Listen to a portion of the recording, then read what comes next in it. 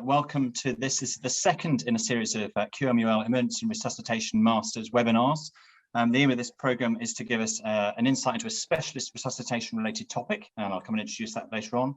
And then afterwards, we're going to have a presentation outlining the suite of resuscitation MSCs that we have available. So Professor Tim Harris is going to give us some information on that. So we have both emergency and resuscitation masters and a new masters in tactical remote, austere and operational medicine coming online this year. Whilst you're dialed in, we will be recording this so that we can use this for educational purposes. If you interact with us through the chat, it will be anonymized, so your details won't be there in the recorded version, so we don't have to worry about us publishing your details. Through the presentations, there's time allotted for discussion and questions at the end. So if you put your questions into the chat, then what we'll do is we'll extricate them and then put them to the speakers. So any questions in the chat, we won't make you go live. So tonight we're going to talk about REBOA, resuscitative emergency balloon occlusion of the aorta, and I'm very proud to introduce my Army colleague Max Marsden. He is a general and trauma surgery registrar at the Royal London Hospital. I've known him for many years, and he's helped co-lead the military REBOA programme. He's also a rising star, really, of general surgery, having recently won the American College of Surgeons Committee on Trauma Residence Prize for work on trauma laparotomy in the UK. And he also heads up NATRIC, which is the National Trauma Research and Innovation Collaboration. He's been recently awarded his PhD for novel use of AI to augment decision-making in pre-hospital trauma care. So I'm delighted to hand over to Max now, and to say any questions we'll happily address in the end. Thank you very much, Max. Thank you very much, sir, for that very generous introduction. So hopefully you can see my screen here, and I'm going to, for the next sort of 20 minutes or so, talk through our experience of pre-hospital REBOA, both in London's air ambulance, where I've had the opportunity to work alongside them during my PhD time, and talk a little bit about the austere use of REBOA in the US military in particular. My name, as Paul introduced me, I'm Max Marsden. I'm a surgical registrar at the Royal London. Those are various affiliations. I should just say, as a sort of standard disclosure, the views expressed in this presentation are my own and do not represent those of the British Armed Forces. Okay, and sadly, I have no financial interest in any of the topics or products discussed tonight. So I said that I was working alongside London's Air Ambulance, and that's where a lot of my experience of REBOA comes from. What I want to do over the course of this presentation is just explain the problem that we think requires balloon occlusion of the aorta, and explain a little bit about what that actually means. Then talk about our experience both in the London civilian context and the US military context. And then this used to say the future, but really at the moment it's the present. So the problem, well, the problem, I guess, depends on your context. Although the two contexts, both military and civilian, share a similar issue, and that was, or is, that survival, certainly in the Afghanistan and Iraq conflicts from a British military forces point of view, survival went up for patients that had compressible hemorrhage over the course of the conflict. And that's been really clearly documented by several authors. But unfortunately, we didn't see that same increase in survival for patients that had non-compressible hemorrhage. For these patients, their survival was exactly the same across the 10 years of the Afghanistan and Iraq conflicts. In the civilian context, we see, particularly in London, large numbers of patients that have crush injuries, and often these can be patients that are cyclists. And just focusing on cyclists for a moment, there was, or there is regularly in the press, details of young patients that have been injured on the streets of London riding bikes, and they have a typical injury pattern. And it often happens, if you look at this last picture in the bottom left-hand corner of your screen, when cyclists get caught by large heavy goods vehicles, buses, large vehicles typically that are turning left, and patients caught on the inside of that vehicle. And the typical injury pattern that they demonstrate is crush injuries to the lower limbs, pelvis, with relatively preserved head, neck and chest. And these patients were patients that were described by the air ambulance doctors and paramedics that would see them as patients that would talk and die. That is, by the time the air ambulance crew would arrive on scene, or the paramedics, first responders get to the patients, patients would be talking. But prior to 2012, these patients very rarely that had exsanguinating hemorrhage would make it into hospital, and they would die, and they would arrest from exsanguinating hemorrhage before they could be transported to hospital. I want to just outline one patient's story. This happened on the 25th of July back in 2018. This is a cyclist, young journalist who was cycling around this very busy roundabout. This is Old Street roundabout, which is not that far from the Royal London Hospital, which is a major trauma centre where I'm and several of my colleagues are based. She was cycling around this roundabout and got caught by that heavy goods vehicle. You can see sort of towing a white van, or carrying a white van in the middle of the picture. And I just want you to, for a minute, think about the injury pattern that I described: lower limb injuries, pelvic crush injuries, and preserved head, neck, and chest. And we'll come back to her in a minute. So what is the rationale then for performing REBOA in the pre-hospital environment? So we know that bleeding to death is both rapid and preventable, and that is a truism both in the civilian and the military context. So the leading cause of preventable death in both of those environments is leading cause of preventable death is uncontrolled hemorrhage. And this is a really nice study, a huge data set, 55,000 patients, authored by Howard Champion, and John Holcomb is the last author.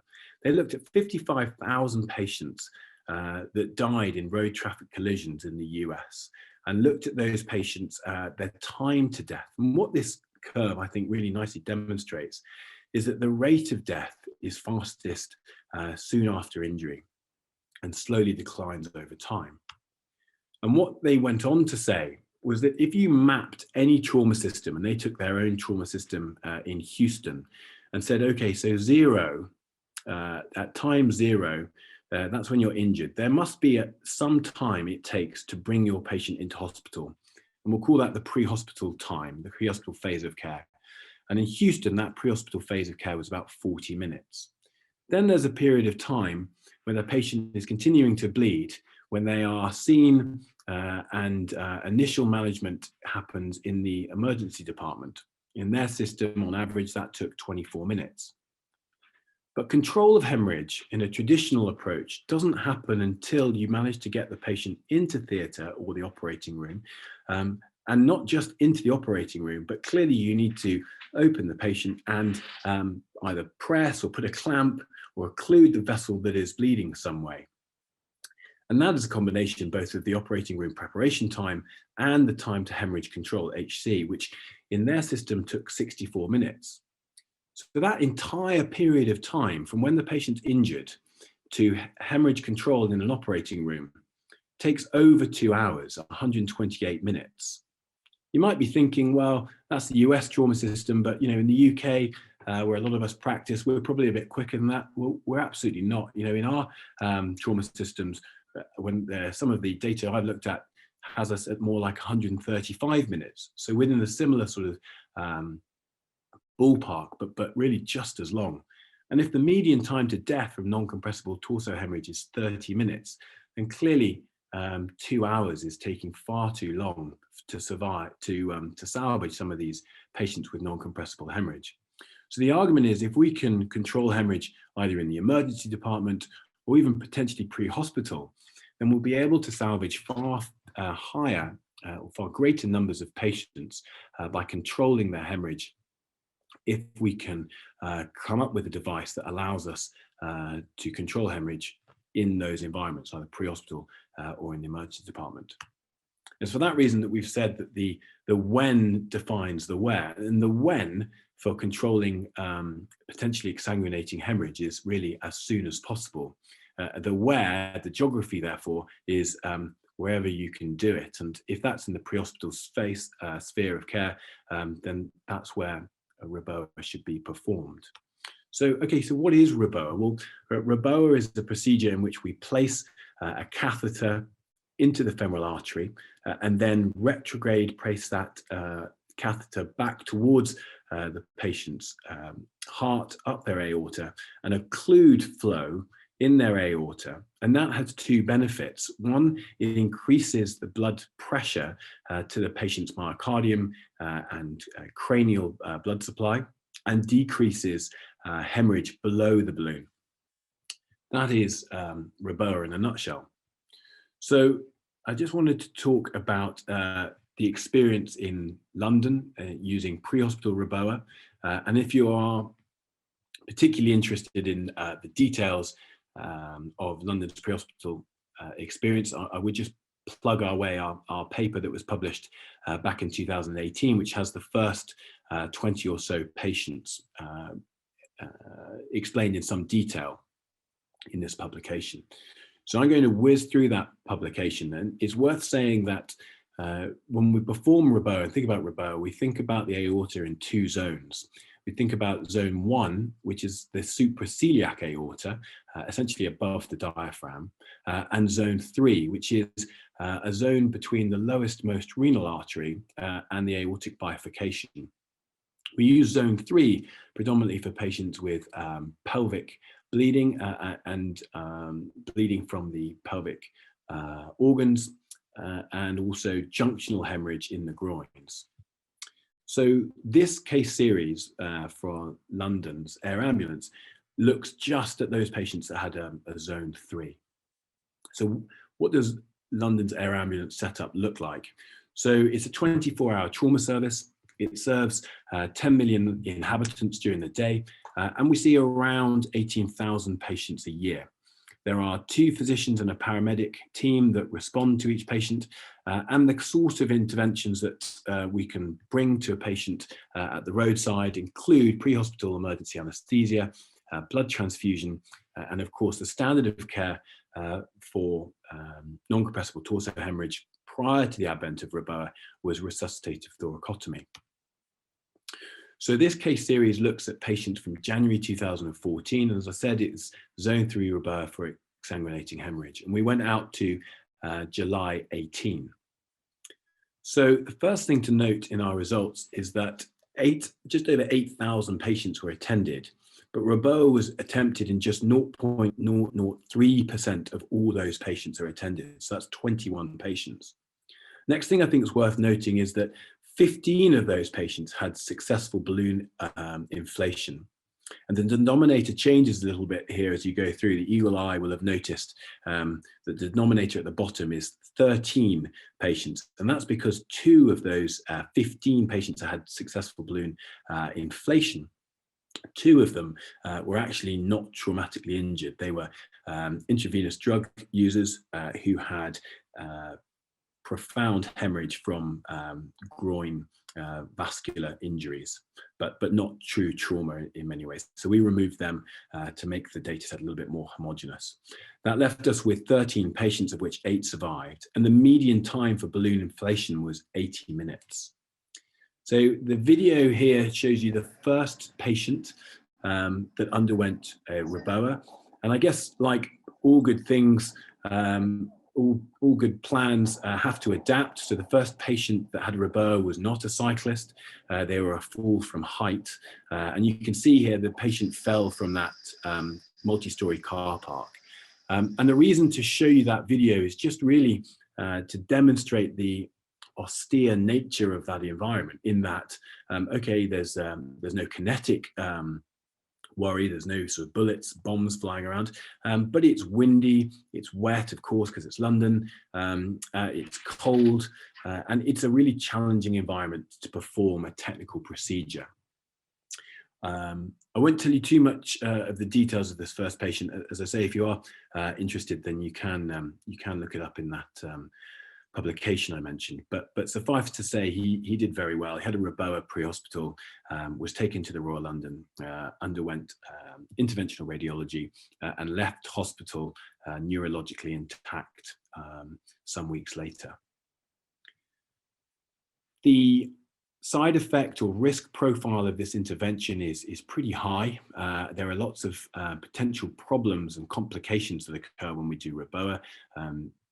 That largely they can be broken down into iatrogenic injuries that can be caused by insertions of balloon, problems with ischemia as a result of balloon inflation, and then instability that occurs with reperfusion.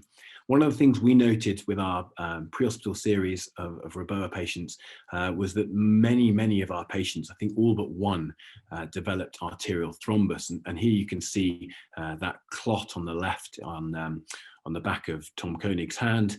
And on the right, that is a dissection down to the insertion site where you can, of the vascular sheath, where you can see that clot exuding out. So that has to be dealt with, otherwise the patient will develop acute limb ischemia. So other complications, you might be wondering why 21 patients were attempted, but only 15 had access. And that's because it's very challenging to cannulate a femoral artery in patients that are suffering from exsanguinating hemorrhage. The arteries are extremely small. And as you saw in those in that video, the environment in which you're trying to perform this technical procedure can be challenging, whether it's rainy or conversely, if it's very sunny, then we use an ultrasound guided technique. The ultrasound screen actually can be quite difficult to see in bright light conditions. So we noted from our zone 3 pre-hospital series that it is possible, it is feasible intervention to perform REBOA pre-hospital. Clearly we have a very high threshold for use, and I'll come back to that high threshold, and by that I mean the patient selection is clearly a challenge to get those right patients. In all the patients, I haven't showed the data here, but in all the patients they had increase in blood pressure with balloon occlusion, and we reduced the number of patients that had hypovolemic arrests pre-hospital, and reduced the overall death from exsanguination. Clearly the numbers are small, and further study is still required to demonstrate whether there is a survival benefit with REBOA overall. So that's the civilian context. And briefly, I just wanted to talk about the US military context. So in terms of the history for developing REBOA, it was really funded in the early or sort of late 2000s, the noughties and early 2010s by the US Defense. And they have included REBOA in their pre-hospital damage control resuscitation algorithms and treatment protocols for some time now. And they published this paper, which I think is a fascinating account of 20 uses of REBOA in a military austere context. And that was published in 2018. And this was one group in the US, the Air Force Special Tactics 24 group, and they, as I say, describe REBOA for use in 20 patients that have been injured by IED, so improvised explosive device, gunshot wound, ED, explosive devices. So I guess those are things like grenades. And they describe 17 patients that had zone 1 REBOA and 3 patients that have a zone 3 REBOA. What was striking for them, I guess, in the US context was that a large number of these patients had REBOA inserted by emergency physicians. Of course, in the UK, we're a little bit more comfortable with that, and anaesthetists, excuse me, and emergency physicians are the people that have been putting in REBOA pre-hospital. But in the US, this was really the kind of domain or niche of the surgeon. So the fact that EM were able to put it in, and rightly so, was important in their context. In this trauma system, the point of injury, POI to REBOA, is very fast, so 30 minutes to get your patient into this medical treatment facility. And they describe in some detail each of these 20 patients. And what they're able to show is these were a profoundly shocked group of patients with a median systolic blood pressure of 70 on arrival. Each patient receiving an average of 10 units of blood product, and they were able to increase the systolic blood pressure by nearly 60 millimeters of mercury.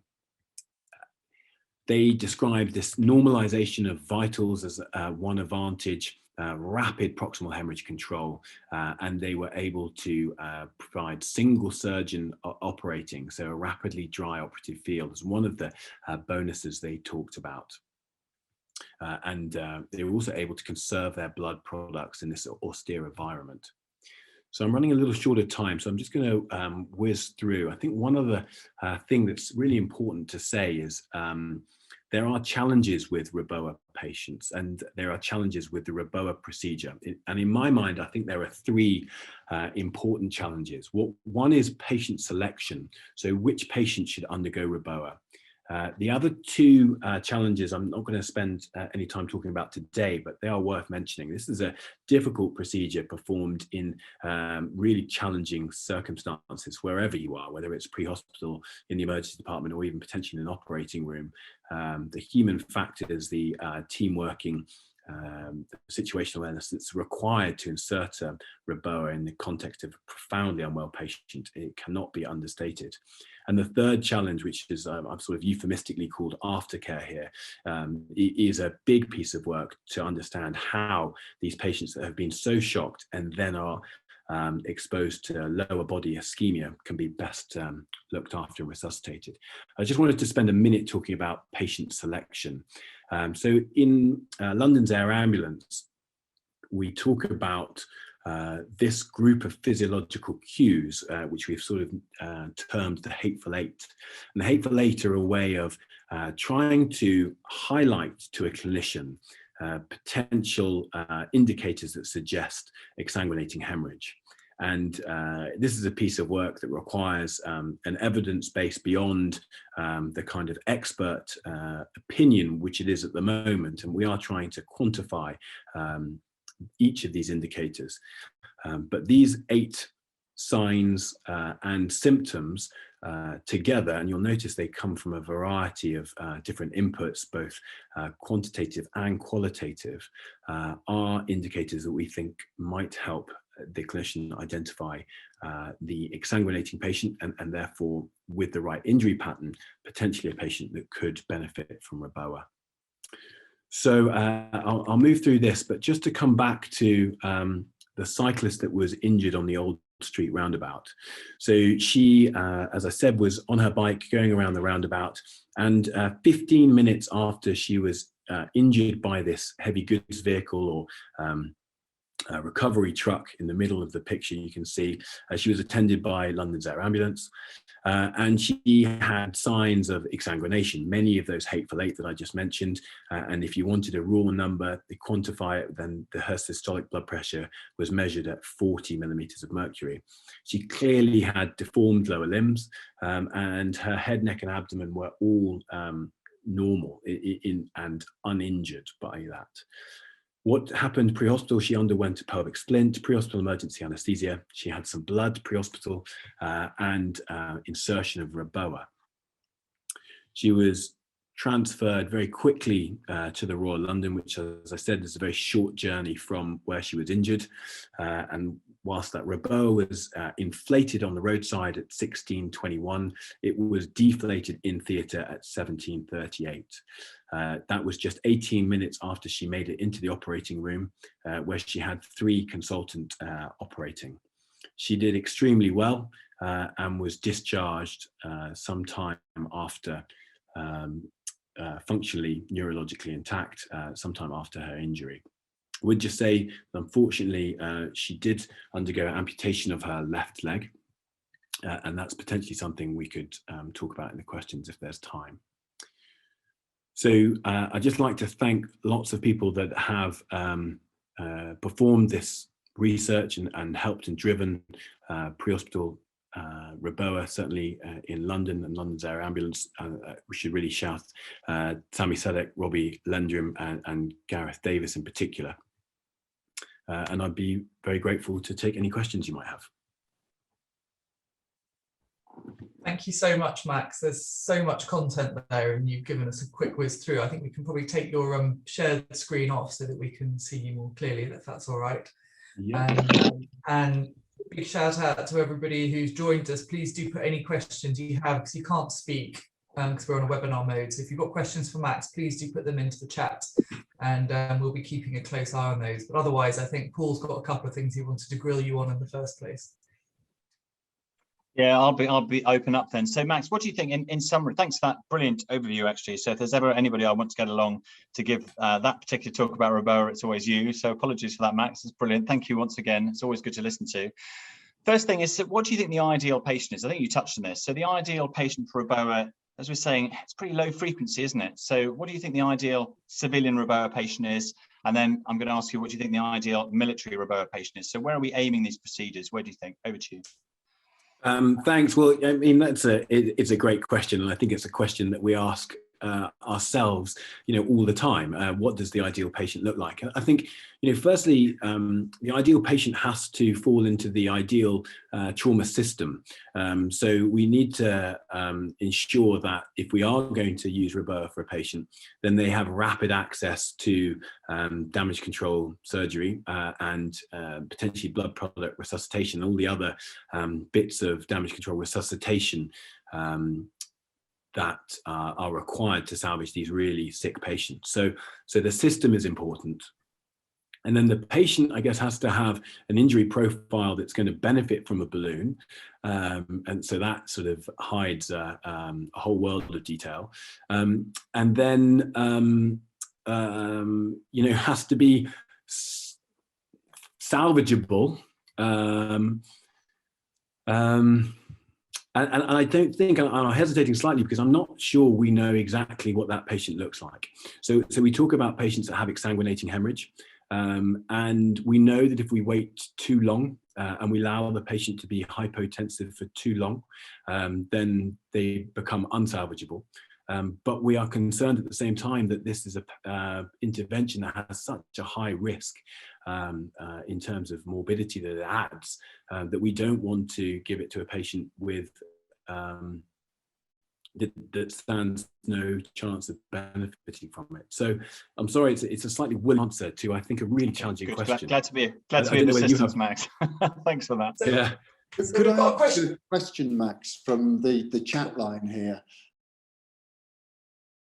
Asked about the use of REBOA in non-trauma, and certainly I had a case recently where we had a GI bleed. Gastroenterology said we'll come back tomorrow, and acute care surgery spent rather a long time trying to make a decision, and we were up to about 30 units of blood and FFP, and we considered putting REBOA in. Quick literature search suggested that some of the Australian services had done this really because of their distances for transport.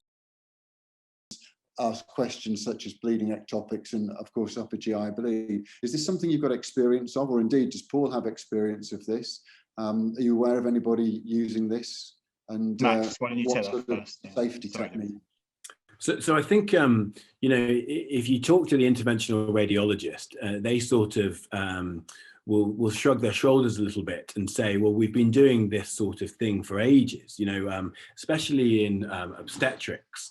They've been selectively occluding iliacs and the aorta where required for a long time. And certainly our comfort, I guess, if that's the right word to use, for transferring it, balloon occlusion of the aorta into the trauma context came from the use of balloon occlusion in interventional radiology around, as I say, obstetrics, potentially ruptured AAAs as well. And certainly I've seen balloon occlusion used in that way. I have no experience personally, although I have seen it in the literature several times, for gastrointestinal bleeding. I guess the issue is, it's only temporizing, and perhaps I didn't elaborate on this for very long, but if you put a balloon and occlude above the celiac artery, then really complete occlusion is only going to give you 30 minutes of temporizing, after which time the physiological insult of that ischemia is so profound that the patient is likely to die anyway. So, if you need to buy 30 minutes and GI bleeding is almost certainly going to require upper or zone 1 occlusion, then maybe it's the right answer. But you do wonder how many patients' situations fit into that context. Paul, what do you think? Yeah, the answer is very, very much so. So, and actually, if you look at where people die of bleeding, if you look at blood product registries across the country, other countries recently reviewed a paper, you know, the vast majority of people who get given blood products is an emergency for shock. It's not an ED for trauma. It's in obstetrics and gynecology departments. It's patients with placenta, accreta, and various other things. That's where the vast majority of blood products are given. And yes, there are, so as part of the case series of this, a lot of them are actually emerging as sort of peri-procedural obs and gynae bleeding. So yes, very, very much so. But I agree with what Max is saying. You've got to have a solution. You've got to have a backdoor exit strategy, which involves somebody doing some surgery or an IR procedure to stop the bleeding. Otherwise, you've got a dead patient or a very, very sick patient on the end of your device. So yeah, I agree. Everything Max said.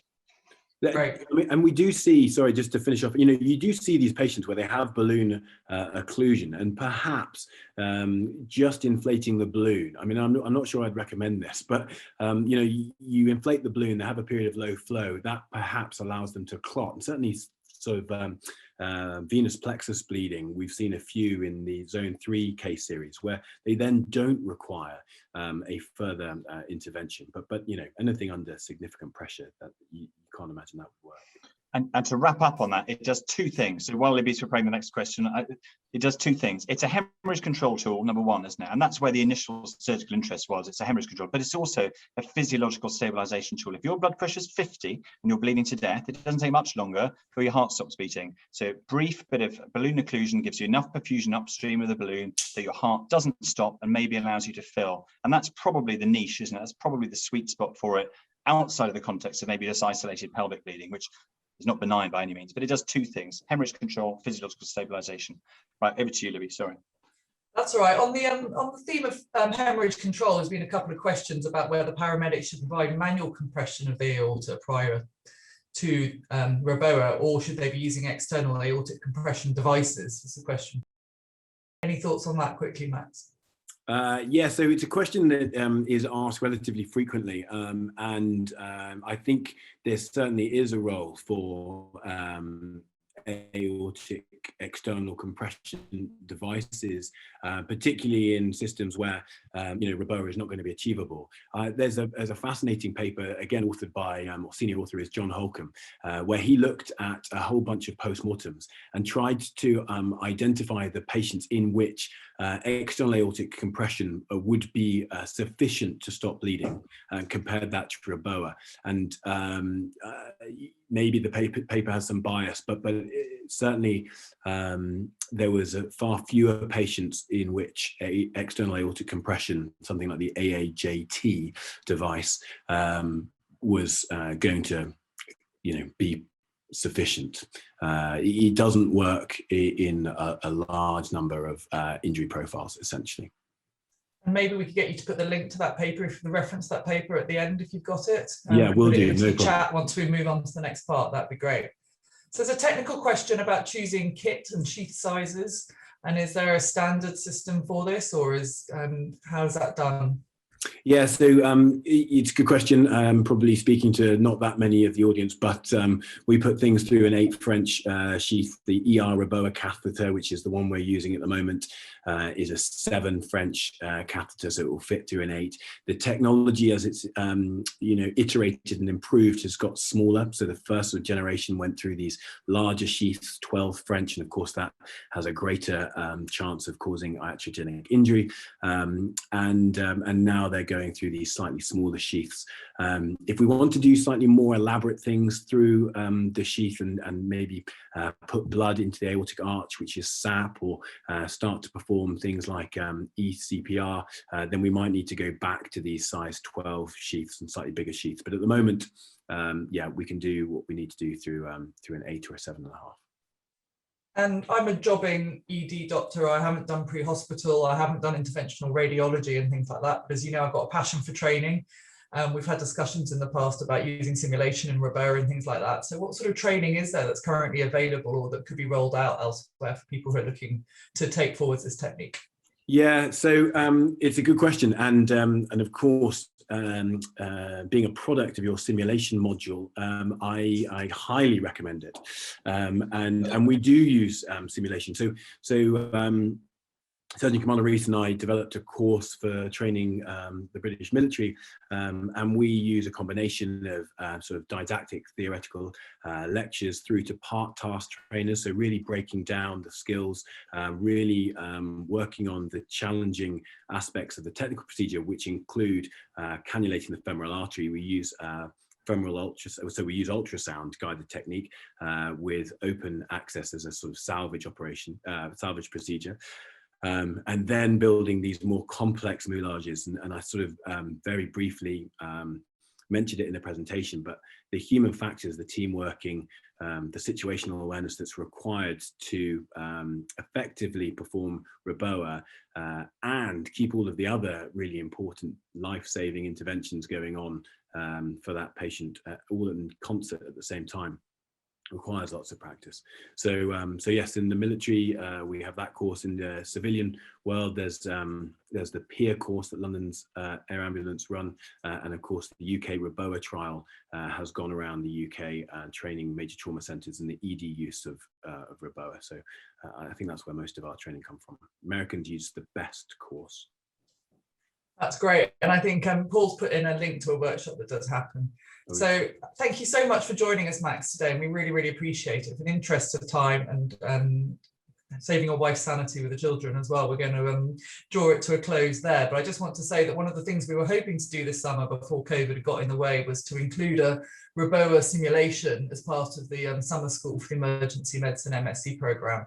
And it's certainly something we'll look to do when we are able to have a summer school in person, which is our future plan for this. So thank you everybody who's joined us to listen to Max. And we do hope lots of you will stay on to listen, if you haven't been to one of our previous webinars about the MSc programs that we're offering at Queen Mary's University with these wonderful people as part of the faculty. But thank you, Max. We really appreciate your time and you joining us here today, and that's really great. And we will be making this recording available via a YouTube link. So for people who've missed it, or if you want your colleagues to see it, then the link will be coming out via Twitter and to you all. So over to you, Tim. Libby, thank you so much. And Max, thank you very much. That was fascinating. And it is really good to see how REBOA has been popularised and trained. And it's equally good to know that there's a good trial run by, I'm sure, a lot of your colleagues. And I look forward to the results of that. So, ladies and gentlemen, I would like to spend about 10 minutes just telling you about the master's programs that we're running here at Queen Mary. For some 4 years now, we've run emergency and resuscitation. We are now adding tactical, military, austere and operational medicine, which is led by Paul.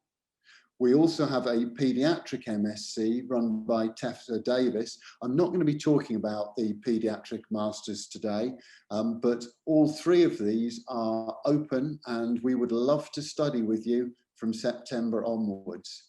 So why would you study for a master's in emergency and resuscitation medicine? Well, many of you do fellowships in areas that you're passionate about. That might be ultrasound, toxicology or pre-hospital care. So for some of us, we see resuscitation medicine as its own subspecialty interest. It involves skills, of course, that are common to acute surgery, emergency medicine, anesthesia, intensive care medicine, and it involves rapid decision-making, teamwork, and a fairly unique skill set. And when I say fairly unique, of course, you're going to do this in your training in all of those specialties, but you're only going to spend a small amount of your time in research. It's about 1–2% of the patients that come into most emergency departments, but it's disproportionately represented in cost, in skills, in skill development, and of course in mortality. So we put this master's program together for those of you that have a passion around resuscitation medicine, those of you that are drawn from the pre-hospital environment, those of you that are drawn from nursing or from medicine. And within those specialties, that might be critical care, emergency medicine, acute surgery, anaesthesia, intensive care medicine. The beauty for me of resuscitation is it truly crosses through specialities. And it's a little bit like a coffee shop specialty. We go, we meet a lot of people, and hopefully we do some really good work. So this master's is for those of you that want to develop your clinical skills. That may just be you want to give better patient care. It may be you want to take a leadership role. It maybe you want to do some teaching or develop teaching in your own department or develop the service. Now, we do a little bit of academic work in this master's, but this master's is not primarily designed for those of you that want to do a PhD. It's very much pitched for clinicians, teachers, and leaders. So why might you want to study an MSc in tactical, military, austere and operational medicine? So many of you may work in the military. Many of you may be ex-military, and perhaps you're doing some roles with the police or with volunteer organisations. Perhaps you're working in hostile environments like oil rigs. Perhaps you're thinking of going to the Arctic. Perhaps you're thinking of doing some expedition medicine. Perhaps you're a paramedic that wants to develop your skills and apply for the heart team, or for a HEMS team that's working with police or with military. Both of these are open to all medical people. We study together because we work together. So for paramedics, critical care paramedics, nurses, doctors, and physician assistants, we would welcome you all. And one of the great joys of this master's program is bringing together such a diverse group of people under a single umbrella with a single aim. So I'm going to just introduce a few of the specialty. You've just met Surgeon Commander Paul Rees. Paul is a very unique man. He is skilled in cardiology, that's his background, but he's also skilled in military medicine. He also is skilled in pre-hospital care. One of those people that juggles so many balls and managed to be excellent at all. We also have Steve Bland. Steve Bland is the NATO lead for CBRN and an acknowledged absolute world expert in the topic. From America, we've got Bill Justice. Bill is a paramedic. He's previously been in the military, and he runs the 4CC course that many of you may have sat or been involved in. Leading academically, we've got Ben Bloom. Ben is a senior lecturer, works at London, and he runs our module 1, which is about academic medicine, learning to read papers, critical appraisal, and an introduction to statistics. Our paediatric masters is run by Tessa Davis. You may know Tessa from Don't Forget the, for the Bubbles. And Libby, of course, you've just met. Libby has a PhD in simulation. Libby runs our summer school, which unfortunately COVID has prevented us from running for these last 2 years. We've also got Professor Stephen Thomas. Stephen trained in the US. He used to run the residency at Harvard. Now he works in the Gulf and is in the top 1% of world scientists. Darryl Wood and Chet Trivedi, I hope you will meet in the first week of August. Darryl is an emergency physician with a PhD in snakebite and toxicology. Chet Trivedi is another multi-skilled character with qualifications in emergency medicine and a background in max fax surgery, and has got both a PhD and an MD. And then there's me. I work in emergency medicine and I'm based out in the Gulf at the moment, but I have a role in Queen Mary University of London. And my background is a mixture of intensive care medicine, pre-hospital care medicine, and my parent specialty, of course, emergency medicine. We are supported by a huge group of wonderful volunteer faculty. These people record lectures, they join us in tutorials. You can see Gareth Davis, who founded HEMS, Brian Burns, many of you may know, a Brit that emigrated to Sydney, does a lot of foam education and works in the air ambulance there.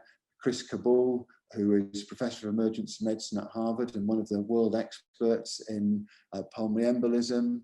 And we've got Maurizio Cecchini, who is currently chair of the European Society of Intensive Care Medicine, spent a lot of time out at George's and is now leading a department in Italy. To the right of him is Chet Trivedi, who I've already introduced, and to the right then is Barbara Backus. Barbara developed the heart score, something she did as a resident, took years out to do her PhD. Under them, you may notice Scott Weingart, who is well known in the foam world and gives our talk on inopressors. Mervyn Singer, who gives a talk on sepsis and hibernation. Mark Wilson works as a neurosurgeon in London, set up the Good Sam app. And these people, I'm not going to go through the whole list because it would take forever, but we are so grateful to this faculty for the time and expertise they share with us. So what is proposed? What would we like to share with you? So all three of these are level 7 programs, and I'm going to focus now on tactical military austere and operational medicine and emergency and resuscitation medicine. Now, these diplomas or masters run over 2 or 3 years. The first 2 years are taught. They run through 8 modules. Each module is of 8 weeks and is zoned into a particular topic. In year 3, you can either choose between doing a thesis or a scientific paper for publication. We deliver the modules by pre-recorded online lectures, so you can watch these lectures in your own time, at your own speed, making your own notes as many times as you want. We meet on Thursdays at either 11 AM or 1 PM. Those times in the middle of the day for the UK, so we can let our Australian colleagues and our American colleagues, both faculty and students, join us. In those tutorials, we discuss cases, we discuss the lectures, and we invite the deliverers of the lectures that week to join us, perhaps to update us with anything that's happened since their lecture was recorded, and of course to take your questions and discuss any cases you may bring. So now let's focus on emergency resuscitation and the tactical military austere. Year 1 is the same for both of these. We start with the module run by Ben Bloom. This is the fundamentals of research. We talk about some basic design methods for studies. So we introduce statistics. We look at critical appraisal. We talk a little bit about ethics, about how to design studies. We then get into the nitty-gritty, and I run a module on the physiology of shock syndromes, and the tools of resuscitation. We look at oxygen, we look at fluids, and we look at blood. Module 3 is run by Daryl, and this looks at airway management and cardiac arrest, rapid sequence induction intubation, procedural analgesia, and sedation. Module 4 is run by Paul and looks at emergency care. By emergency care, this is all the conditions that contribute to shock and organ failure. So we look at coronary syndromes, we look at stroke, we look at the acute abdomen, we look at neurological emergencies, and so on. In year 2, we hone down on some particular areas of resuscitation. We start with a module run by Daryl, the emergency management of severe trauma. We then move into diagnostic tools, which is about 2/3 ultrasound. As many of you are aware, ultrasound is probably, or ultrasound, ECG and blood gases, I guess, are the key tools that allow you to make your diagnosis in real time. And they are the focus of this module. We then move for tactical military austere into military care at the extremes. This looks at care under fire, battlefield medicine, and it looks at medicine in extreme environments. We then come on to module 7. For ENR, module 7 is toxicology and CBRN. For the tactical military austere, this is more CBN and environmental medicine. So looking at hypothermia, hyperthermia. And then we come together for the end of the second year with a choice of 2 modules, either pre-hospital care and mass casualties or pediatric emergency medicine. The pre-hospital care is run by myself, and Tessa Davis runs pediatrics. In year 3, you will move on to a scientific paper. This is 3,500 words, and your submission consists of that paper, some supplementary material, that might be a more detailed methods, it might be some supplementary research material, and that is around 2,000 words. And you also produce a 1,500 word project proposal. The project proposal is handed in December, and the remainder of the paper is handed in the summer. So how do we assess you? So we try hard to use multimodal assessment. We use single best answer multi-choice because we understand these to be the best way to assess core knowledge. Now, those multi-choice questions are drawn from the lectures. If you watch the lectures and come to the tutorials, make notes and learn, you would find those questions very passable. We have some critical appraisal exercises, and this is because level 7 is about you developing your own ideas, you developing when you're going to use the guidelines, when you might deviate from the guidelines, because perhaps the guidelines are old, or perhaps your knowledge allows you to apply greater expertise to a more complex patient in front of you. So learning to access the literature, read, understand the literature, and appraise the quality of the literature is an absolute core skill. We have written assignments. These are 1,500 words and are to teach you to develop your skills in scientific writing. And we have 2 presentations. Now, many of you are interested in education. Many of you want to also to talk at conferences. So we try to train you and develop your skills in presentations. And these are 8-minute conference length presentations. So what about Queen Mary? Queen Mary is in the Russell Group, which is the top tier group of UK universities. It is a huge institution with approaching 30,000 students from 160 countries. The School of Medicine and Dentistry was rated top in London this year and has constantly been rated in the top 3 in the country. That's by the student survey. The universities have been rated 2nd in World Research Citations, and that is for the 2021 year. And we've been rated highly for particularly our medical research. And I think we've just heard from Robbie sort of a little bit about why that may be. And of course, the trauma research group is incredibly active within the Blizard Institute. The building you can see here is the Blizard Institute. That's where we are based. We're based there along with Trauma Sciences, and we're part of that group. We, of course, have very, very close links to Barts Health. Barts Health is arguably the oldest medical school in the world.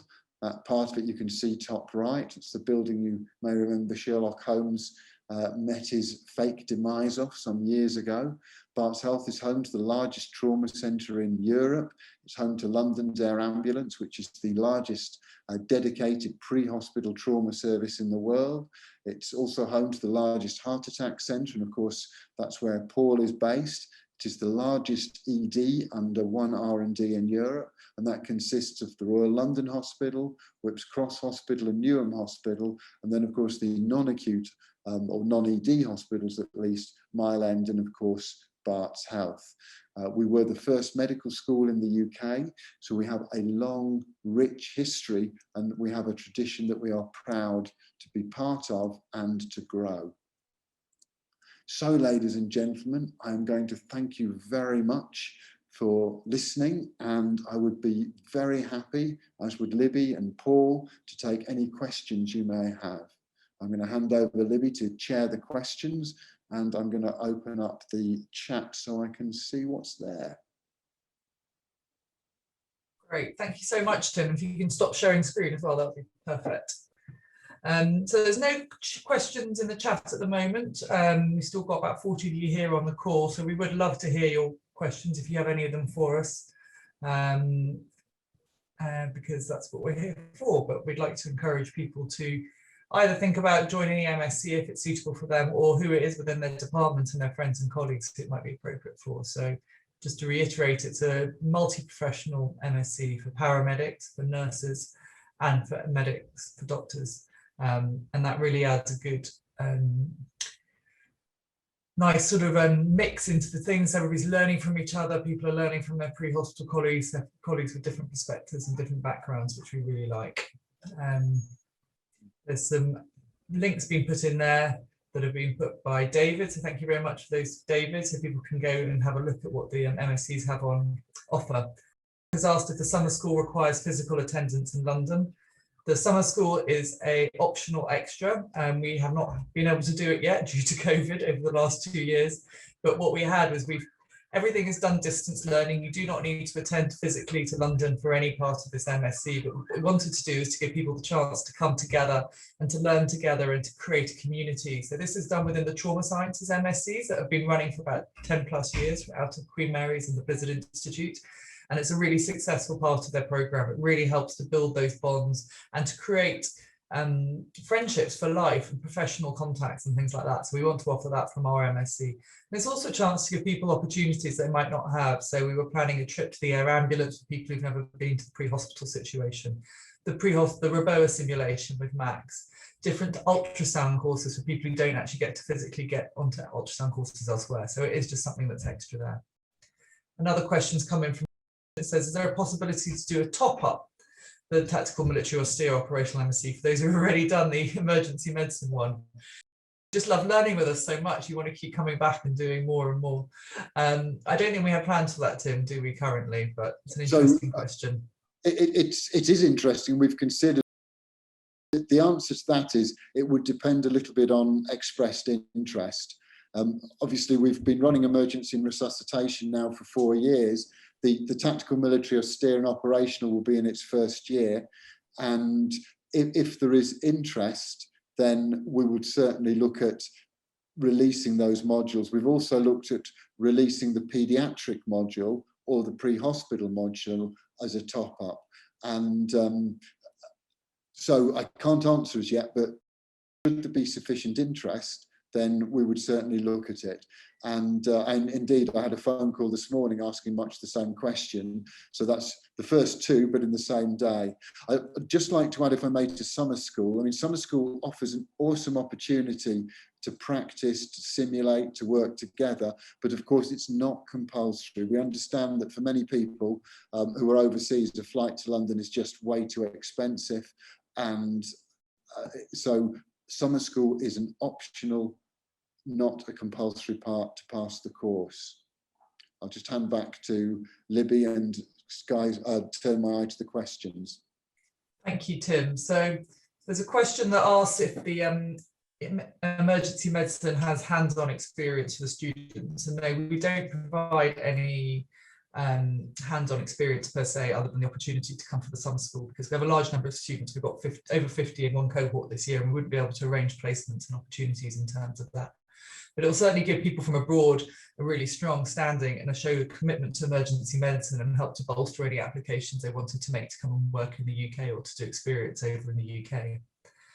Asked, did we mean standalones? And yes, we do mean, we're talking about whether we can have open access sort of standalone modules that people could just sign up to do one module that really interested them. So if they just wanted to do the toxicology and CBRN module, they'd be able to do that without doing anything else within the MSc. And sorry, I cut you off, Tim. No worries. You beautifully predicted what I was going to say. We are aiming to open up individual modules.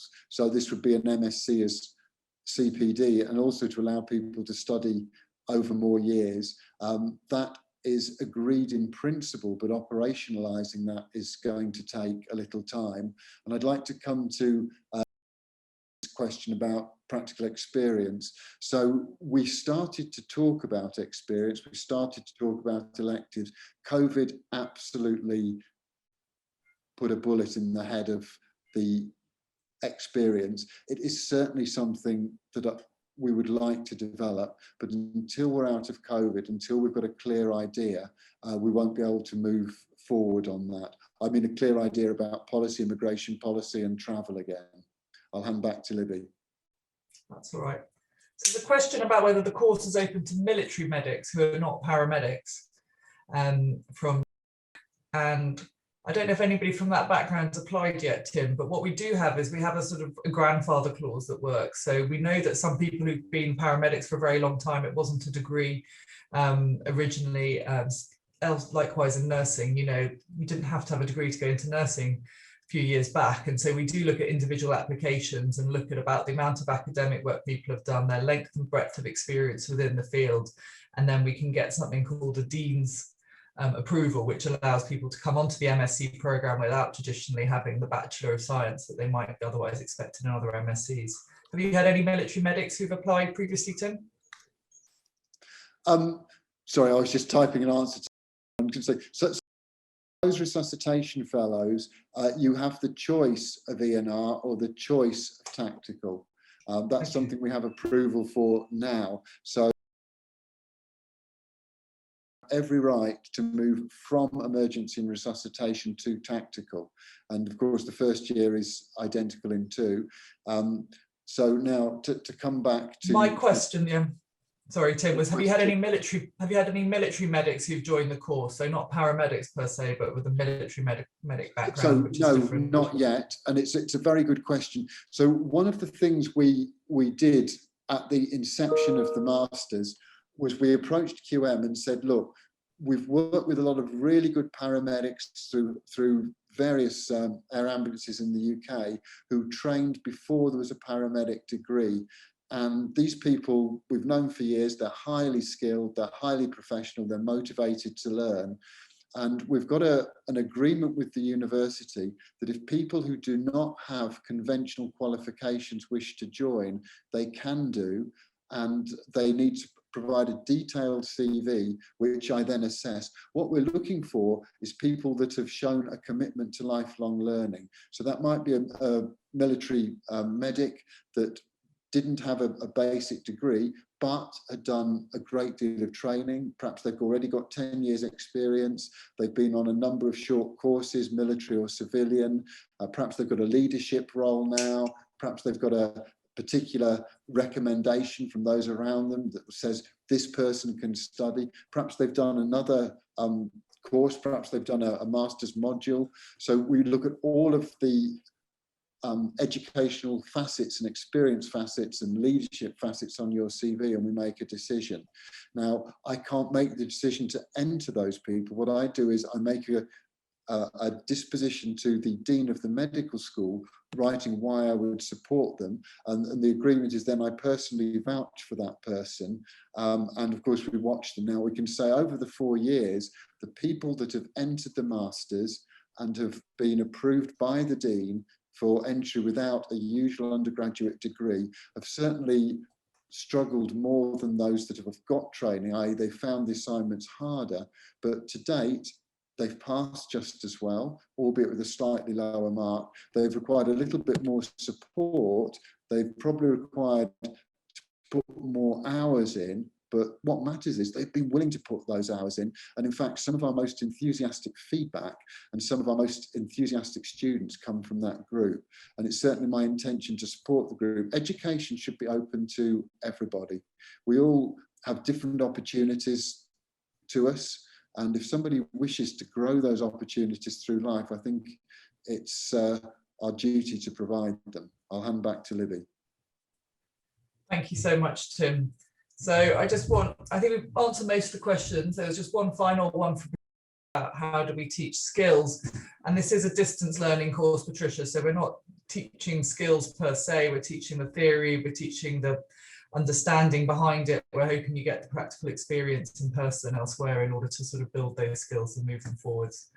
So just to answer that quickly, but it's gone past 7 o'clock, so I want to pull this to a close for the time being. Could I just add one thing to that? So with the summer school, we will be teaching some of you ultrasound, and we will be doing some simulation. We have actually run some simulation online too, and communication skills are certainly key skills.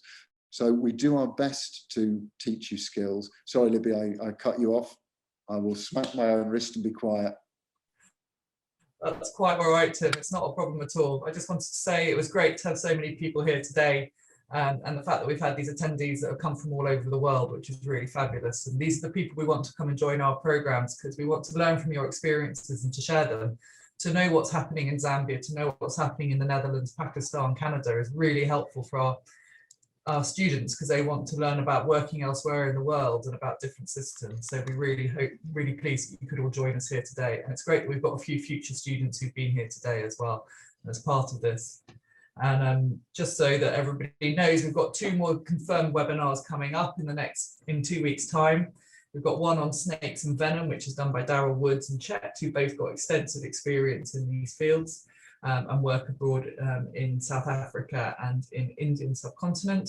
And then on Thursday, the 12th, we've got some of our best student presentations from our module 8A this term, which shows off some of the work that they've learnt and how they've managed to respond to this challenges of doing the MSc and how they've managed to apply that to their own work and everything else. So we do hope we will be sending out the details on how to join these to everybody who has been present here today in our follow-up email, and David will be sorting that out for us, which is really kind. Thank you, Tim, for hosting us as always and being the inspiration and the power behind these MSc programs. And without you, none of this would exist. So it's really great to have you here. People like Paul, who's been leading on the new tactical, military, austere and operational. You know, it's just people leading from the front line who've got the experience themselves and are sharing it every week with you as part of these programs. So it's a unique experience to have. So thank you all for coming, and we hope to see some of you back here on the 10th of August. Thanks, Libby, everybody. thank you Thanks, for Libby. looking Thanks, after Tim. us and sharing. Paul, thank you. You take care all. Have a great evening and weekend.